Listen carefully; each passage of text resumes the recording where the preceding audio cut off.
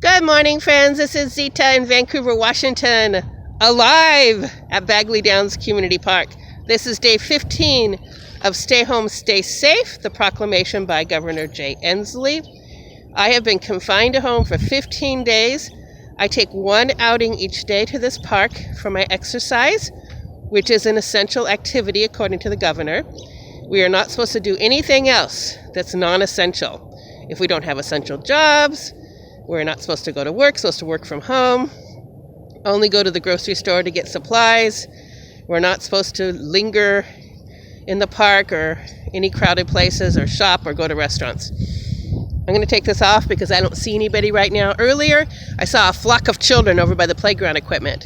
They weren't on the playground equipment, they were just running around. Nobody I have encountered so far in this little park has worn a face covering besides me. And as I said numerous times, I think if they're going to suggest face coverings, maybe they should suggest it more strongly.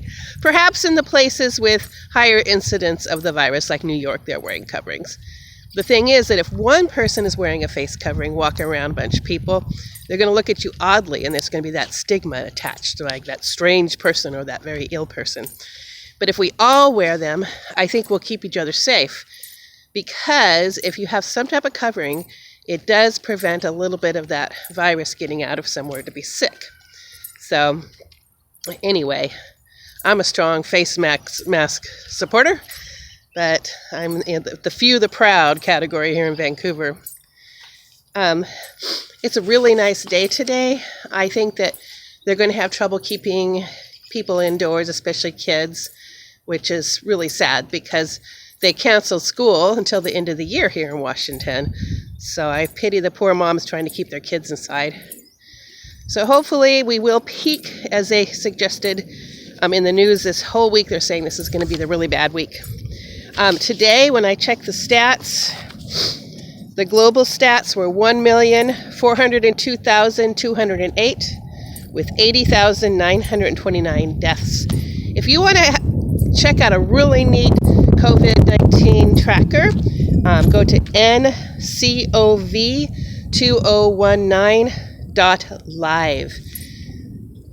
It's created by this young 17-year-old boy, and he does a great job. It's updated every few minutes.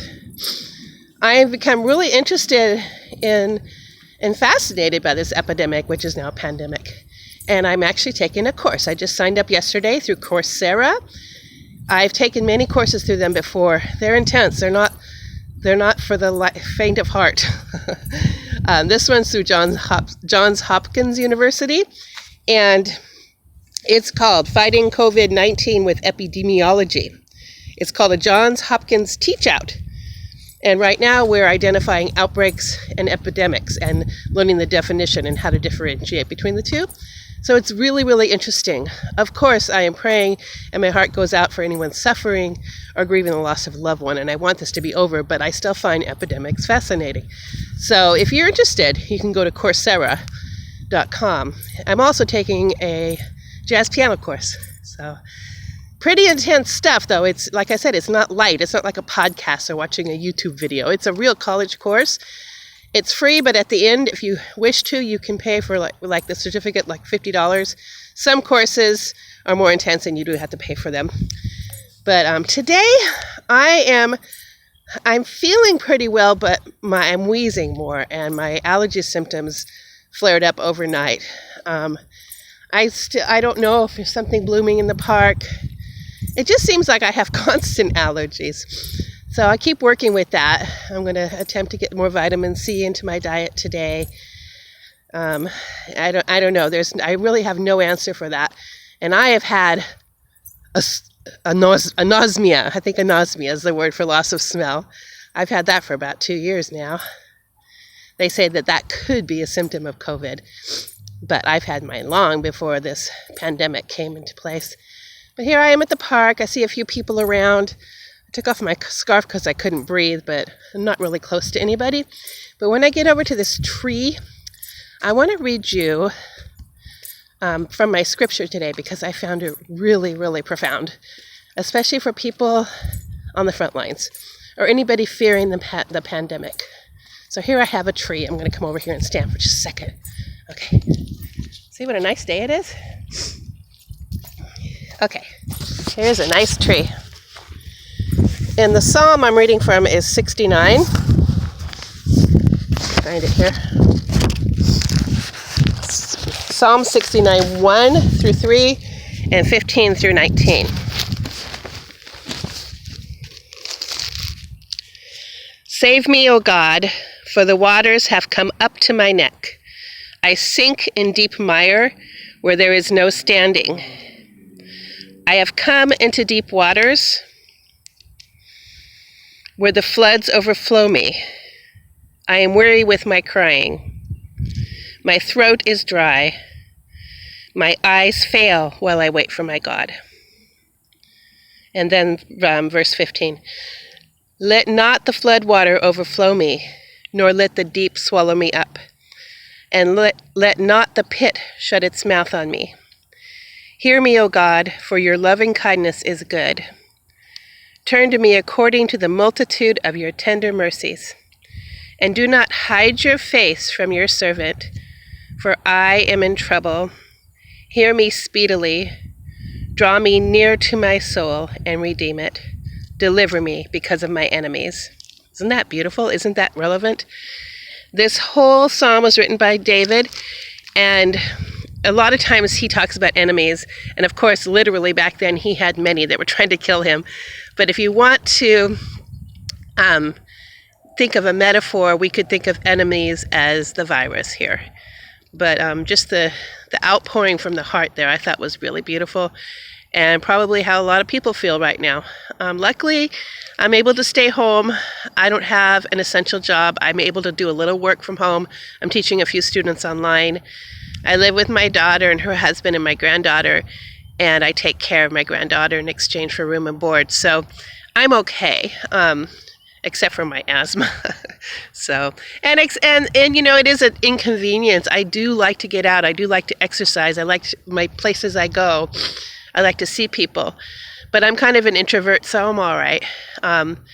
The one thing that's been kind of hard for me is the lack of routine in our household.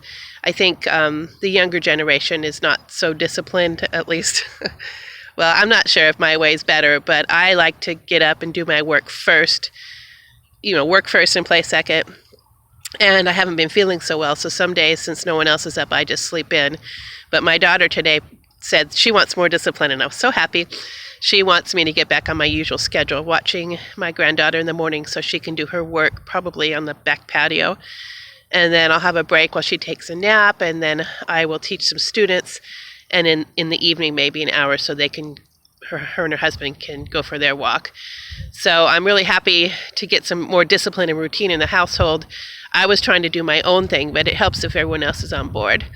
But it's hard, you know, when things change. Like overnight, everything has changed.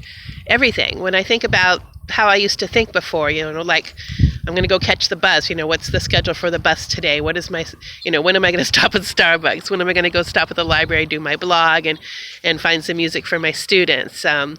You know, what classes am I teaching today? What choir am I accompanying?